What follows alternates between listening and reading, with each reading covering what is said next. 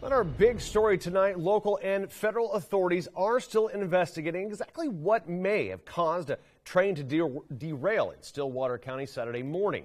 And what is now the 5th derailment in the state this year, Montana Rail Link says 10 train cars left the tracks on a bridge crossing the Yellowstone River near Reed Point. A good Monday evening, everybody. Thank you for joining us. My name is John Martin. Now, tonight, the cleanup of the train derailment in Stillwater County continues. Crews are working to get 10 cars out of the river as safely and efficiently as possible. Ren Wadsworth has the details. The most hazardous material that was in the train derailment has been removed safely. Now crews are working around the clock to get the rest of the train cars both out of the river and off of the track above. Of the 10 cars in the water, 6 contain asphalt, 3 contain molten sulfur, and 1 contains scrap metal. However, the conditions of these cars, including 2 that are submerged, is not known. The incident's Unified Command says a dive team has arrived on scene to gather more information about the situation below the surface. Once they do that, Unified Command will be able to put together a plan to remove them from the water. Montana DEQ says the next priority is offloading and removing the cars from the railway above the river to not exacerbate the incident.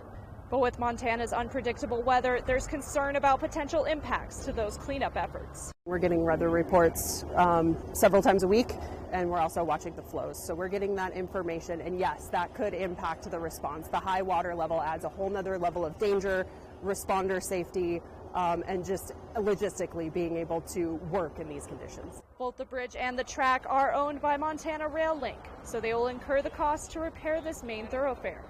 MRL also reports the bridge was last inspected in May, and ultrasonic testing of the railroad track was done within the last 2 months. They are currently looking into the cause of the crash in the first place and the timeline of events that led to the crash. The Unified Command says there are no unknown risks to public or private water at this time. And while the cleanup efforts are already well underway, it is expected to be a long process due to the weight of cars and the location of the derailment. Ren Wadsworth, Nonstop Local. All right, Ren, thank you very much. And tonight, members from Stillwater County DEQ, Montana EPA, and Montana Rail Link held a press conference to answer questions about the train derailment.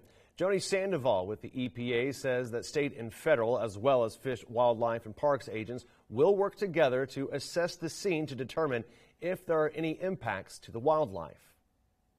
At this time, we don't know, which is why we're calling in the experts to sort of make those determinations.